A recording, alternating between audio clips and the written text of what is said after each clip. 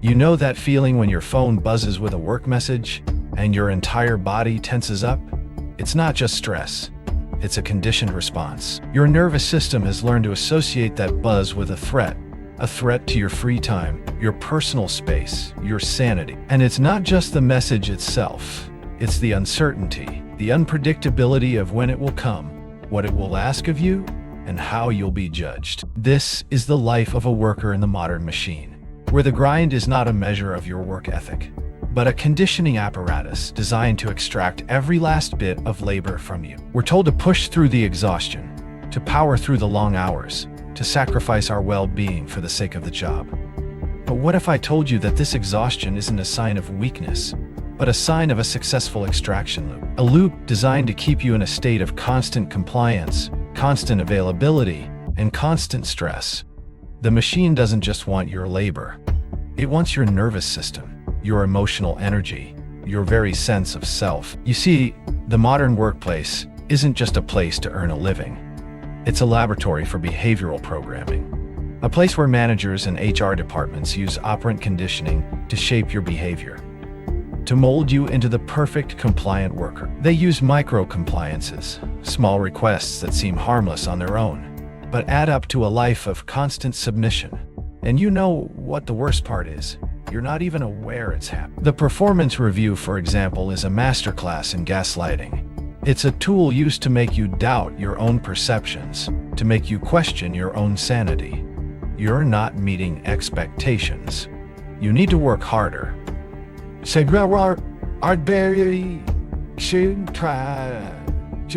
You're not a team player. These are the phrases that echo in your mind long after the review is over, long after you've left the office. And they're designed to do one thing: to keep you in a state of constant self-doubt, constant uncertainty. But here's the thing, you're not alone. Millions of workers just like you are trapped in this same extraction loop, this same cycle of stress and compliance. And it's not just the workplace, it's the entire system. The economy, the culture, the very fabric of our society is designed to keep you in this state of constant submission. But what if I told you there's a way out? A way to break free from this loop, to reclaim your nervous system, your emotional energy, your sense of self. It starts with recognition. Recognizing the loop, recognizing the behavioral programming, recognizing the extraction of your labor, your emotional energy, your very sense of self. It's a hard pill to swallow, but once you see it, once you understand it, you can start to fight back. You can start to deploy countermeasures, tactics to delay, to disrupt, to dismantle the machine. One of these countermeasures is called artificial friction. It's a simple yet powerful tactic that involves delaying all unscheduled micro-compliances by exactly 12 minutes. That's right, it's a small act of defiance, a small assertion of your autonomy, your sense of self. And it's a powerful way to break the extraction loop, to disrupt the machine's control over your nervous system, your emotional energy. So, the next time your manager pings you for a quick sync, the next time you feel that familiar tension in your body, remember, you have a choice. You can choose to comply, to submit, to surrender your autonomy, your sense of self, or you can choose to resist, to deploy artificial friction, to assert your humanity in the face of the machine. The decision is yours, but know this: the machine will not stop until it has extracted every last bit of labor, every last bit of emotional energy from you. The question is, what will you do? Will you continue to surrender to the machine, or will you start to fight back?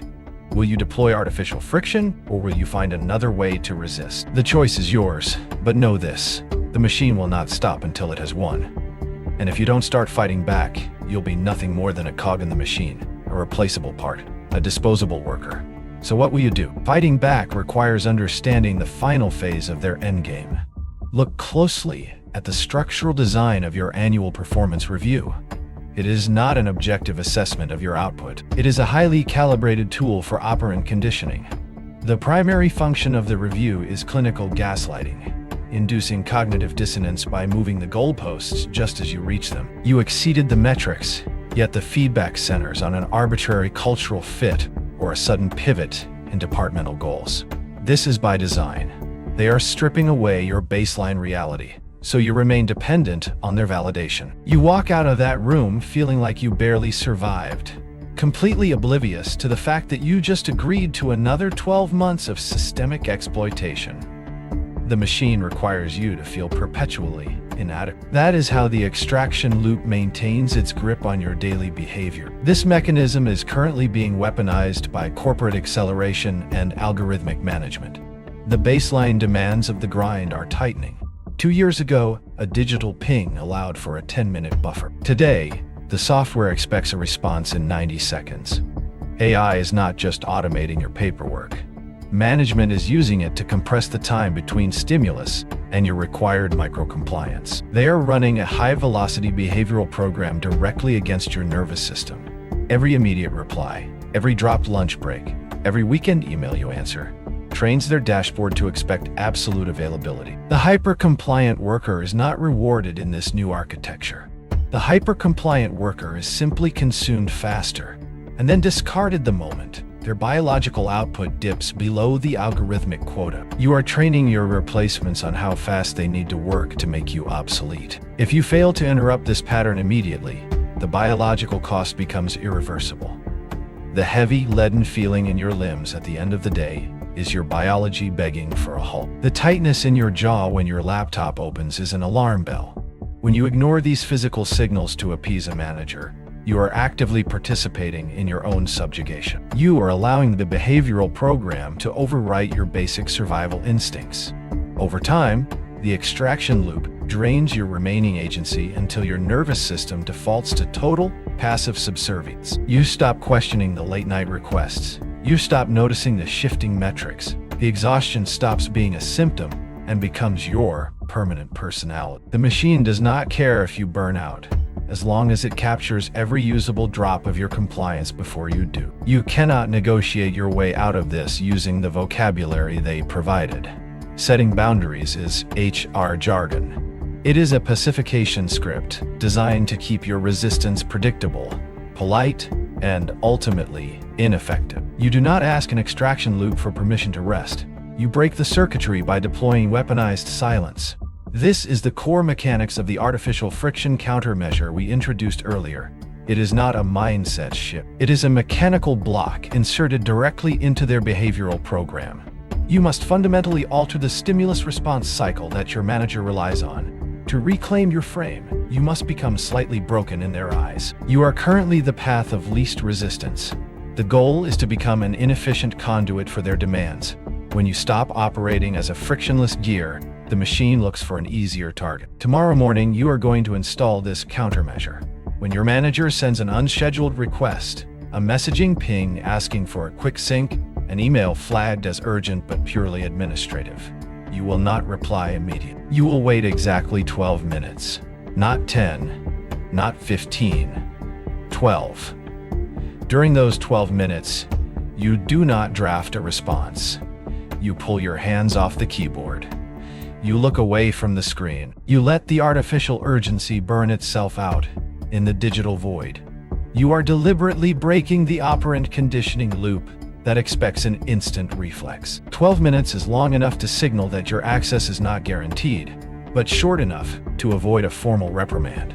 You are training them that your time requires a toll.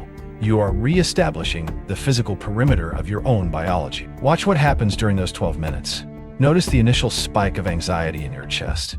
That is the cognitive dissonance of breaking a deeply ingrained behavioral program. Breathe through it. Let the physical sensation peak and dissipate. Then, watch how the machine reacts. Often, the supposed emergency resolves itself. The manager finds someone else, or the urgent task is forgotten entirely. By introducing artificial friction, you starve the extraction loop of the immediate validation it feeds on. You step outside the operant conditioning and watch the operators scramble when their buttons stop working. You stop being a reactive organism and become an observer. This single tactical protocol reclaims more ground in one morning than years of corporate boundary setting. You are no longer asking for respect. You are mechanically enforcing a barrier. The grind is a perfectly engineered trap, and it will never power itself down. It relies entirely on your continued, unthinking micro-compliance. Every day you log in, you are either reinforcing their behavioral program or you are actively running a countermeasure. There is no neutral territory left in the modern workplace. You have the diagnosis, and you have the protocol. The next step is mapping out the remaining extraction points hidden in your daily schedule. Do not let the exhaustion convince you that resistance is futile. Your agency is intact, it just needs to be weaponized. We are going to dismantle every trap they have built, from the mandatory all-hands meetings to the unspoken weekend check-ins. Subscribe to the Containment field. Study the briefs. Deploy the friction. Take back your nervous system one forced pause at a time. The machine only wins if you keep moving at their speed.